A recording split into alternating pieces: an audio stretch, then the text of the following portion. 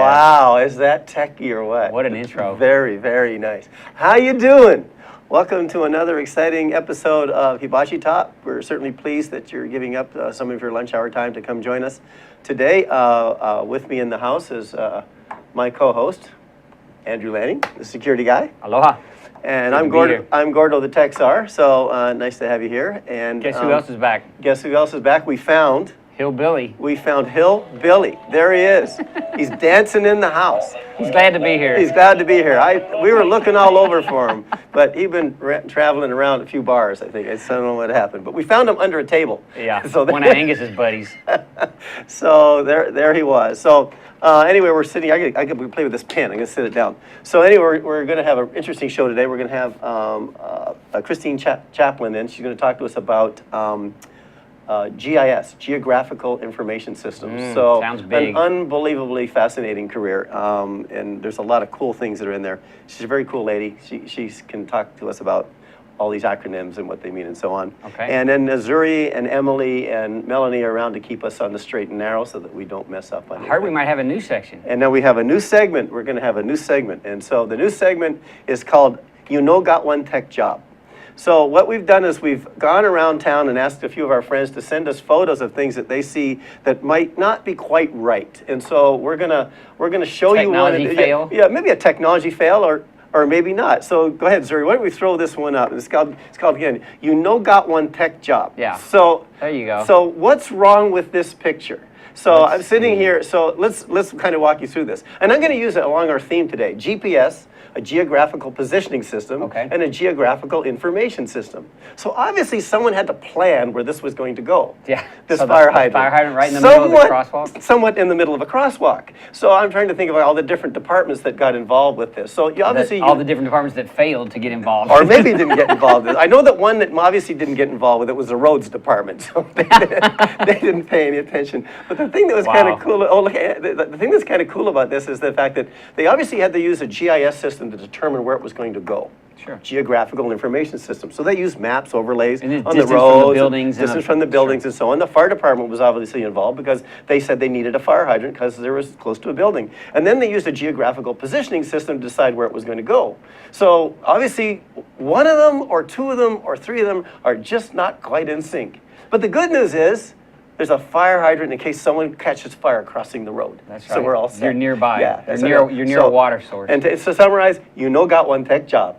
And where is that? Yeah, if you look at that, you're looking at that. This is at Queen Emma and Prospect Street. Okay. Right up there at the corner there. Kind of nice, yeah? I wonder if it impacts Americans with Disabilities Act to be able to get across that road. I don't know. We've had to bring Paul on and ask him. There's another one. So anyway, watch for next week. Someone already sent me one. When I showed them this one, someone already sent me one off of Ward Avenue that will just crack you up. Okay. So got one tech Thanks job. for that, though. So that's. I wonder if people notice that as they move around town. When do you run across absurd things and you just accept it in the work, like, oh, it's just the way it is, someone blew it? It's just a way of life, someone just blew it, and that's the way it is. There's a ton of them, and I'm hoping we can bring some of these Send them into at Hibachi Talk. Just tweet us a picture. Yeah, at Hibachi Talk. We'll figure out the fail. Or Hibachi Talk at Hibachi Talk at Outlook.com. Yeah. We have our email address set up now. We also have our website just starting. Angus has been working on that, so he's starting to get that website pulled together. Okay. HibachiTalk.com. So that's happening. Yeah. If we can't figure out the fail from your picture, we'll ask. Make sure we talk about it. If we can't figure it out, then we know got one tech job. Yeah. So anyway, let's talk a little bit about, we've been talking about women in tech, and we've got another woman that's coming on the show today, obviously, which is awesome. But let's talk about GIS, Geographical Information Systems. And people interact with these all days long, big data. And who has all this data? Who do you think has all this data? The people? The government? Government. I would think government sources. Government. The guys that started it, do they own the data as well? Like the tools that they use to collect all this and manipulate it? Well, what about Google? I know Christine will talk about that. Oh, I'm sure. Yeah, with Google Maps and everything that they've produced. I mean, the geographical information systems that Google Maps put in place. So, and let me talk to you about some interesting stories that we've had when I was working for government. The former job. For government. So I remember when we were putting in wireless enhanced 911. So I don't know how many people realize that now on your mobile phone and anywhere in the state of Hawaii, and I think in almost all states now, you dial 911 and within 100 meters, they know where you are. Yeah. So if you think back in the old days when you had landlines and you dialed 911, there was a database of addresses that said that Andrew just made this call from 911 at 123 ABC Street. Sure. But now you're not at 123 ABC Street and maybe not even have a landline. Right. So now how do you do it? So what happened is the state of Hawaii created a law that put a 67-cent tax on your mobile phone bill that was used to create wireless enhanced Monthly. 911. Right on, okay. Wireless enhanced 911. Maui was the first island to come up on wireless enhanced 911. And what it did at that time was you dialed 911 and within 100 meters, the call taker could take that call and know that you were standing at the corner of Kalanianiole and whatever. And so they knew that. So really neat, so really great use of the technology. I'll call that geographical information system and part of a geographical positioning system because they knew where you were. And so that was what was coming up initially on the maps or on the call takers' computers. But what really happened, there was a contract that went out to a firm to fly the entire state of Hawaii and take 4-inch resolution imagery oblique, which means you can look at it sideways, of the entire state. And every 2 years renew those maps. Okay. So every 2 years renew those maps. And then what they did with those maps, they overlaid the other information I just talked about earlier. So now what was happening, up would come a map that was no more than 2 years old, showing approximately 100 meters where you were when you made this 911 call, where they could actually tell the ambulance or the fire department or the police where to go. That's available today. We have it here in the state of Hawaii. Very, very cool stuff. So are they using it to read? I'm thinking of that fire hydrant that we just saw. Like, so that ought to be, it's got markings that identify it as a type of device. It has a number on it, So are they gathering that data from all those devices as well, now that the imagery has enough resolution to pull that data? Exactly. I think that's, valuable. Exactly. And you just nailed it because the fire department now can take that 4-inch oblique imagery and they can measure the heights of buildings to see how, and pre-plan fire events that happen there. So they have, and when a fire truck pulls up to an event, let's say it's covered in smoke. How does the firefighter know what's behind that smoke? Yeah, sure. Well, what now they can do is they pull it up on the computer that's in there. It's on the device, on the guide apparatus, them. and it says, "Hey, there's a propane tank over here. There's this over here. There's this over here." They know that ahead of time going in. So it's sort of like an inventorying or an asset management for emergency management. I mean, you see the value of that. All those immediately kinds of live in a map. I mean, it's 2 years old, but it's It's still great. yeah, no more, great data. no more than no 2 more years. than 2 years no old. more Yeah, than 2 years old. And Interesting. it's really cool stuff. Now I remember this funny story that happens. So when this came out, the police department said there's absolutely no way we can let anyone in the public have access to this data. It's going to give them too much information. They're not going to be able. It's a safety situation. And that was kind of like you had to think about it for a while and say, yeah, maybe we shouldn't. But then. What was Google doing? They were doing their Google Maps and Google Street View. Yeah. So now we pull up in a PowerPoint presentation, we got 4-inch oblique imagery, we bring up Google and then Google Street View and you go, well, what's the point? Sure. I mean, it's all there anyway. So why not make that data available to the public so that they can do other things And I think that's what Christine probably does in hers. She uses these data sets from different Yeah, I hope so. It's going to be sources. interesting to see what their company is involved with. Another kind of fun thing that we did when we were with the city, we did this thing called a hackathon, where we, because we were starting to make this GIS data available, we put out a contest where we would fund and give award prizes through grants or donations. We didn't use city money to fund these, which ended up being kids who came in and developed these applications. Using the data that was made available. Okay, I've seen some of those. And Honolulu 311 or like... Honolulu 311 was one of them, but that's that used a private party as well and it costs money. But one of the ones that's pretty well recognized is one called Da Bus. Oh yeah, where you can, Yeah, Da Bus, and you can download that app on your mobile device. It gives you tells you where your bus is because they're getting the real live bus data that's coming to them. And it's GIS data? It's GIS data, plus it's the positioning data of the bus. Oh, so they can know how long till it gets there, things like that as well. So it's GPS overlay. So it's GPS. So it's all those kinds of things are being made available. And John Q. Public, these kids wrote this application that is now available for free for someone to take. So the data sets are free for them to pull into the app, so they can pull up these GIS data sets, I guess, and use them in their app development. Correct. So there's programming to be done, but there's data available to do it to program to make the data valuable to guys like you and me. Yeah, you nailed it. And so now, Awesome. because government was making this data available, you didn't have to wait for someone in government to write this application. Someone else could take this data and create. Oh yeah, if the government just held it, we'd all be sitting there. We'd still be in the dark. And funny story, waiting for the bus. when we met with the bus and we said to the bus, we want to get this data, they said, no, you can't have this data. And I'm going, well, why can't we have this data? And they said, a straight face, well, we're not always on time. Okay. So not news. I didn't know that. I always thought the buses were 100% on time.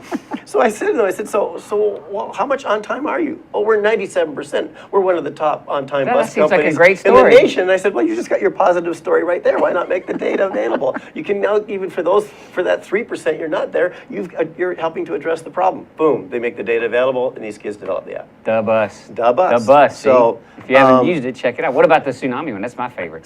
That's in my master's thesis was all in tsunami warning systems. Oh, really? So I didn't have all this data available to us back then, though. So. Oh, well. So I was telling them they need things like this, but a little more. I was more interested in that the visitors here could get. My data ended up showing that the people that lived here didn't know a lot about what to do, what the threats were from near source tsunami, and how quickly they need to respond. And so I just was able to at least conclude that if they don't know, what about the visitors? And so now these apps are at least available for them to download while they're here. And I don't know if they get them or not, but at least that information's there so they can understand where they're at if something happens. I think it would be a really good one, and maybe it's already happening. The Hawaii Visitors Bureau could say that this is available to download. Now maybe they don't want to download tsunami evacuation zone because you're giving a message that you're going back to the data. Well, is that the message we want to send? Yeah, that was one of the issues that they were afraid of scaring visitors. Like in other words, we don't really advertise this is there's a tsunami threat here. You just don't want to advertise it. So. I don't know. I have a different feeling about it, but that was the take on it. And to this day, we talk about these things on inbound airplanes. We talk about the INA and the seeds and the you're not allowed to bring fruit and vegetables and things like that, right? And there's amnesty bins, but we really don't talk about some of the other threats. And people still come here and drown. They get hit by waves, and tsunami is a threat. And people probably wouldn't know what to do. So I think 1 minute or so on a plane is not going to hurt anybody, and I don't think it's going to stop them from showing up. They're already on the plane. Right. We even talked about, and it never went anywhere, about putting barcodes, or not barcodes, OCR codes on the lifeguard station. So for tourists could come up and take a picture of it, take that shot in the language they chose, would give them information about the surf and everything that was going on there. It was something we had talked about a while back there, but it never got legs and never was able to move forward. But again, an opportunity. It's all about sharing information. It's all about sharing information. The tsunami one was another example. When the tsunami flood maps became available, another young man, he turned around and he developed the tsunami evacuation zone. Local kid. It also shows you where the station, where you can go to evacuate. Right. The centers, sure. All the centers, it has that all in there. You can pinpoint your address and you know where you are. They update the maps. They update this one. Again, a local kid that put that together. As a matter of fact, if you go to YouTube and I think if you do a search on YouTube on Honolulu tsunami evacuation zones or Hawaii Da Bus app, there's a couple of videos that were produced by, of all companies, IBM, that talk about big data and such, that talk about what happened with those applications that were done there. So again, a couple of cool things that are made available. We're a very visual kind of society now. We like to see where things are. We use the data to drive what we're doing. If the data says the bus will be 5 minutes late, I can slow down on my walk to the bus stop, right, or whatever. So, run. Or run if it's ahead of schedule. That's right. If it's ahead of schedule. And you're running late. And you're running late. So wait, it's on its way. So, this kind of ties to, it's our 11th or 12th show. It ties back to shows we discussed earlier about connectivity. Without the connectivity, none of these things would have happened. We were talking to Brian and the things that he talked about telecom and what's happened in the industry to allow all of these Internet of Things to happen. And it's really just the wildest stuff. So there was that one, the tsunami evacuation zone 1, the Honolulu 311 are apps that come to mind. So I would just encourage people to go and look, no matter where you're living, in your city or state, there are a number of mobile applications that have been developed and now are available to you. And what governments don't do well is they don't market and make people aware that all of these things are available to them. I mean, they can go in there, they can find out these apps, and most of them they're free, and it can really help what happens with you in your life. Besides knowing where Starbucks is. Sure. Oh, exactly. There's a super comprehensive one that I love. It's the USA Emergency Broadcast Network. They have an app. It's got solar flare info, nuclear site info. You know, imagine if you're traveling and if you live here, you're not used to being around a place that could have a nuclear warning of some type. But they have all of that in there. You know, for storms, you know, thunderstorms, tornadoes, all that kind of stuff. But all these other ones are a little bit more obscure that you just wouldn't think about, other types of emergency situations that you could perhaps travel into. Well, you know, I gotta go, and I forgot to do the security minute. So That's all right. please, We'll be back. we'll be back. It's time to do a Lua break, and we'll be back shortly. We'll drag Angus off the beach, and Christine will be with us, and we'll see you in a few minutes. Inspired by an ancient culture, classical Chinese dance, vigorous physicality, timeless stories, 5,000 years of Chinese music and dance, Shen Yun presents authentic Chinese culture. Coming to Blaisdell Concert Hall, May 8th and 9th. Tickets at shenyun.com or call 808-792-3919. Aloha, Yappers, and a Happy New Year. I'm your host, King Zilly. From inner city out to the platform and now on the Yap Show. It's a new year, and most would say a new beginning. So this is a call to action. As we promote tech, energy, diversification, and globalism, with ThinkTech Hawaii, the Yap Show is all about advocacy for effective leadership, comprehensive youth policies, programs, and access to knowledge and information for upward social mobility, especially for the historically underprivileged youth. This means we'll be looking at young people making a difference in their community. Youth policies here in Hawaii, the country, and the world. We want to highlight youth programs that are meeting young people where they are, working together to accomplish a goal or tackle an issue while providing information and access to free educational content for anybody looking to learn on their own time, study for an exam, or simply refresh their memory. We do this by inviting everyday people like yourself, state policymakers, youth advocacy groups, youth programs, professionals, and so forth. But most importantly, we'll be partnering up with my new organization, causeeffect.org.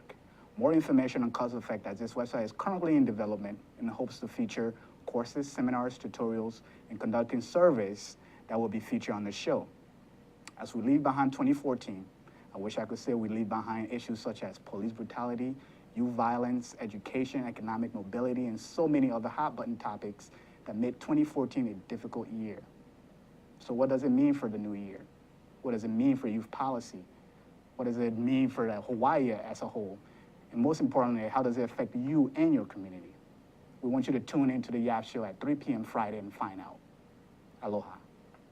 Hi, aloha. My name is Chris Leatham, and I host a show called The Economy and You. The show plays every Wednesday at noon, and on my show, I bring on guests who are interested or working in the technology space. And so I'd like you to come and watch the show and learn with me about all the sort of exciting things that we're doing in Hawaii to build and grow our economy ecosystem. So I'd like to say aloha, and I look forward to seeing you on the show. Thank you. Aloha, welcome back. Back to Hibachi Talk. I'm pretty sure Angus is in the house to share some stuff with us today. So let's see what you got, Angus. Take it away. Hey, Drew! Nice to see you there, lad! Nice hat, man. Hey, I know. You know what I'm doing? I'm reading the website for Hibachi Talk. Right on. That's what's going on right now. But Drew, nice to see you in our wake this week. Last week you kind of dozed off. Don't tell everybody again. Anyway, Drew, I got a wee joke for you. Hey? Okay, what's the difference between a Scotsman and a canoe? What? A canoe tips. Anyway, Drew, I'm going to talk to you about a new GIS app that I found on my mobile phone. It's from Esri, E-S-R-I. It's a GIS app, and it's really, really cool. ArcGIS. There's a wee picture of it up there. So you check that out, and you can download it to your Windows phone. You can download it to a Droid phone, you can download it to your iOS device. It's really, really neat. I encourage people to go check it out. You can do all kinds of really neat things with it. You can discover and share content by browsing maps and galleries and ArcGIS online and a portal that gets you there. You can collect, edit, and update features and attributes. You can also perform keyword searches and get access to relevant information, like where your Starbucks is. Also, or the nearest pub. And also, Pub, yay. yeah, you love it, lad. And then also you can display and zoom in on your current location in case you're lost. That happens to me all the time. I get lost all the time. And you use tools to identify and measure and query. Really, really a cool thing. Anyway, Drew, that's my my tech spot for the week. Watch the website, hibachitalk.com. I'm really working on it, spending a lot of time. And back to you. And everybody, aloha. Nice. Great job, Angus. ArcGIS, check it out. You know, if you really want to start to play and understand a little bit more about what the power of GIS technology is, that's a great place to start, available for all your mobile devices. We are back with our guest today, Christine Chaplin, who is an expert in this type of technology. And I think we're going to flesh out the best we can today what you can do with it, maybe from what she's learned to do with it. Welcome, Christine. Well, nice to have you. me on. Aloha. Aloha. It's nice to be here. Thank you. It's Thanks nice for to have coming a out. woman on the show again. Well, they're all the smart ones. We're waiting for them to take over our stuff. I know. Well, get ready. This job is not going to be ours very long. They're a lot nicer to look at, too. So, we always ask this question. First question to get you relaxed. So where'd you go to school? I went to the University of Hawaii at Manoa, and I finished my Bachelor's of Science with Natural Resources and Environmental Management. It was kind of a long road. I switched my major a couple times, and I ended up with a science degree. And through that process, I got into mapping through my mentor, Dr. Everett Wingert, who was a fantastic mentor. He's still working at the university, but I learned a lot there. So how did you get to UH? I'm just thinking you didn't grow up here. No, I'm from Oregon. Oh, Oregon, and you got into natural resources. I did. I know. I meet a lot of people from up in the Northwest that are really into nature, you know, and into that. So it's amazing. So how long have you been a tree hugger? No, I wouldn't say. Nice. So was that your design when you came to Hawaii? You already interested in that field? Actually, originally, I was interested in maritime archaeology, but that department, Maritime archaeology. Okay. it wasn't really quite up and running. You can make as much money as me when what was I studying? Anthropology, right. That's exactly right. Those two positions were top of the list in the one answer. Oh yeah. Yeah. Must What have a list doctor. was that? I'd like to have found any list that had a job on it. So then you got into So you're in there. Geography? You're studying natural resources, and I'm trying. So this was a geography course you took, or? Yeah, I took a course on aerial photography, and Oh, wow. also took a course on just basic mapping, and it had nothing to do with actual software. It was all old school, plane table and alidate, and we really went from, just using basic technology to map and how accurate that could be to kind of just give us that, the basic fundamental. So were you Yeah. sitting drawing maps? Were you like sitting Yeah. on a piece of paper with a piece of paper And and a a picture? pencil Yeah. and saying meets and bounds and draw these things and And whatever? how did Pretty you get topology data, or was that available somehow? Actually, so with the plane table and alidate, you set up a plane table, and the alidate is the little scope you look through, and then your buddy is across the field with his pole, and it has numbers on it, and that's how you get the topography. And that's how you draw that little line that shows that you're going up the hill? Yeah. And so what were in natural resources? What were your interests like? Were you? I was actually interested, I got interested in forestry, and then I got interested in the soil. So soil classification was a big one, and then I just kind of petered off because I started taking all of Dr. Wingert's classes. Nice. And I really got the bug there, but after I graduated, I didn't end up going into the field of geography. I ended up working at a local firm called PBR Hawaii as right a on. planner. Wow, So okay. I was Big. hired to write big documents. Big document. How big? Did you write the big How document? big? Like this big?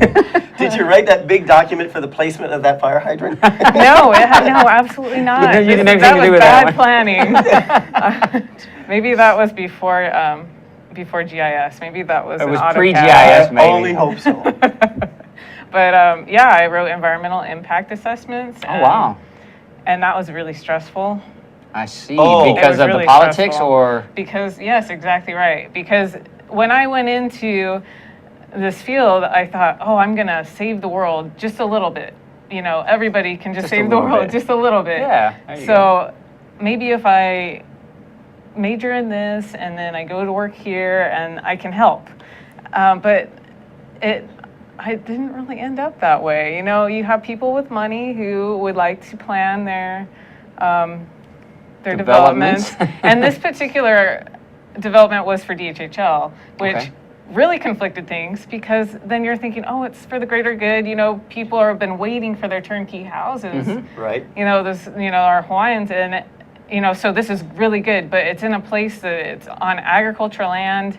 So now you're thinking about, well, you're taking agricultural land and you're developing it, and so that was one caveat, and then So how conflict for many, you, a little bit of so- conflict for you. Exactly okay, right, gotcha. yes. Just internal conflict. So that really brought me back down to earth and kind of popped my bubble a little bit on, you know, okay, As a writer, I'm sorry to interrupt you. As a writer, did you feel that there were things that were omitted that you would have liked to say, or was it more? yeah, of course, of course. Okay. Tippy-toeing around some sensitive ground here. That's interesting. So I mean, it's just an interesting, it's an interesting dilemma to want to be in that field, and you want to work at 100% like everyone wants to do, right? And then sometimes feeling like, wow, I really can't share. Like your opinion's not a part of it, right? It has to be No. it's business. It's absolutely supposedly unbiased, and it's supposed to be, environmental assessments are supposed to be that unbiased, and they're supposed to go back into all the history of the land and the biological, ecological, and what's going on with the community, and so many different facets. So you got all these layers, and I don't mean map layers, but all these Oh, layers. but they become map But layers. they become that. Okay, so Yeah. That's interesting. So each one of these personalities become a layer over what's happening in this decision as to whether or not to build these homes on Hawaiian homelands Correct. So and the it's, surrounding community. yeah, that's right. So it's like it's researching to see if there's any problems that need to be mitigated, and we have to give alternatives to that plan. And boy, it was fun at first, and then it got to be. She reminds me of a buddy of mine that became Gordo in government land after a while. Once he got in there and said the layers are amazing. You get disillusioned. So this is fascinating though. So I mean, do they have heat sensors like the color coded? So this one is very sensitive. This one. Yeah, it can get that way. It depends on what it is for whatever report it is, because I mean you can think of like Ho'opili. Can you imagine? Oh. Can you imagine the sensitive layers on that one? So how long were you at PR? I was there for 5 years. Wow. Yeah. So you learned a lot I about did. politics and environmental assessment. Absolutely. So what's a GISP? A GISP. Yes, we know you have It one. says it after your name. Is that a GISP or a GISP? It's a GISP. Okay. Oh, okay. It's a professional certification that a GIS person can get right now through GISCI. Which is Another acronym. You're welcome. Thanks a lot. Geographic Information Systems Professional, certified. yeah. Certification What's program? the I? Okay. Institute probably. Institute. I would guess. Oh, from the Yeah. certification institute. Okay, gotcha. So essentially what I had to go through this process, you have to have a certain amount of time that you've been working, and then you have to volunteer, you have to speak, you have to teach, and you have to attend conferences. So you have to, it's like a point system, so you have to record all of this and send it into them, and they review it, and then if you qualify, they send you your badge. And your certificate. You have a badge? I do. Yay! Oh, you got a little badge like here. Yeah, Yeah, sure. Should have a ribbon. Can I don't know any other. I don't know Can another. you flash it when you get pulled over by the police and say, I'm a GISP GISP man. Oh, I'm pretty sure they would know what that was. I don't know another GISP. Are there many here? Is it a large field in Hawaii? Actually, I mean, there's a lot quite of. a few. The GIS community is quite small, but out of all of us, I would say maybe 25% might have. Wow. Oh, okay, cool. Is Well, this a hold that thought. break That's time? Break time. We got to pay bills. So Amen. it's time for us to take a small short break. We'll pay some bills, and we'll be back here with Christine, and we'll talk some more about GIS and GPS and GISPs. Oh, man. GISPs. Here's the deal. I'm Jay Fidel. I'm the host of Hawaii, the State of Clean Energy, which is the Energy Policy Forum's program on Wednesday. That's how we call Wednesday Energy Wednesday. We call it Energy Wednesday every Wednesday. Are you surprised? Okay, and we try to get guys like Jim Alberts here from Hawaiian Electric who can tell us what's really going on in energy. We want to be informed. It's so important. It's the most important initiative in our state. Clean energy is major, okay? And that's why we cover it on this show. That's the deal. What do you think, Sharon? I think that's great. That's why we're here every Wednesday from 4 to 5, and we hope you all join us so we can hear people like Jim coming on our show and co-host Ray Starling from Hawaii Energy. Okay, Jim, you've been here today. You've seen this. You heard what she said. What do you think? I think it's a tremendous opportunity for people to come together and talk about the issues. Oftentimes, there isn't a good forum to bring these key issues out into the public, and this is a tremendous way to go about it. And the activity of this show is essential to keep talking about energy because, as you said, it's such an essential part of our lives that we need to pay attention to it and we need to think about the future. Okay, Ray, your turn. Well, this is a special time in the history of Hawaii where we're making some pretty radical changes in the way we use energy and generate energy. And this show is the one place you can count on coming to every Wednesday and hearing something about the latest issues that are on the table, being discussed, that will affect us all going forward. So come join us, and if you have some ideas you want to share with us about energy, give us a call and let us know. We'll put you up here and let you talk for an hour. So come see us. Thanks, Ray. Thanks, Sharon. Thanks, Jim. It's great to be, from ThinkTech's point of view, it's great to have this show. We love the show. It's our most important show. So come around and listen to us 4 to 5 on Wednesday. Thanks a lot. Bye. Aloha. Aloha. Forget to sign her cup. Well, how you doing? And welcome back to Hibachi Talk. Joining us here on the beach with a libation. I'm here with my co-host Andrew, and we're here with our lovely guest, Christine Chaplin, GISP, from the ONYX Group. And she was talking about her career and how she was working her way into becoming a GISP. So let's kind of pick up where you left off. Okay. So, go ahead, fire away. So I was telling you all about how I was really nervous writing these big reports and how I was disillusioned with the whole system. I was like 6 months into my career at PBR, still trying to be an excellent worker. And one of these days that came around, they were overloaded with graphic design work, which I thought was graphic design. And 2 women that I worked with were like, hey, can you help us out making maps for these reports? And I said, well, it's been kind of a while since college, and Yeah, what? 2 years? at that point. Yeah. But since I had taken the ArcGIS class, which we'll get into in a minute. Okay. But so I said, sure. And they ran me down, the basics, and I was able to help create these maps using the templates that we had prepared. And then as time went on, I was requested to make the maps for more and more reports and write less and less, which was a relief. I tell you, it was a huge Worked relief. your way out of the job you didn't like into one you did. Exactly, That's good. because it helped me. It was a great opportunity because then I was able to be creative and I was able to use my knowledge to make these maps, which I thought, couldn't lie, really. I mean, you can lie in some things, but in maps, you that's what's there. You can't lie about what's on the ground. So it made me feel awesome. like I was giving reports accountability and keeping everybody straight. Little vindication. So it's visual. So what we're coming to is instead of this volume of report with words, you're now doing visual. Right. And that, it's worth 1,000 words, using that old cliched word, Yeah. right? So, and then, were you doing them I'll call it the old-fashioned way, or were you now using technology to create these maps? I was using the software. It's from ESRI, as we call it. It's Environmental Systems Research Institute. The company was founded in 1969 by Jack Dangerman and his wife, Laura. He was a landscape architect and a planner. And so through time, it gained momentum, and now everybody is using their software for the most part. There's a lot of geographic information systems out there for free. But this one is the one that's mainly used in the government, and so it pushes everybody in the private sector to use it as well. So I'm using their software, which is called ArcGIS, and there's different levels. So there's desktop, there's server, there's ArcInfo, and so I just usually call it ArcMap because everybody knows in my industry what I'm talking about. So I'm using this software, and it's changing rapidly. Like when I first started at PBR, we had 3.2.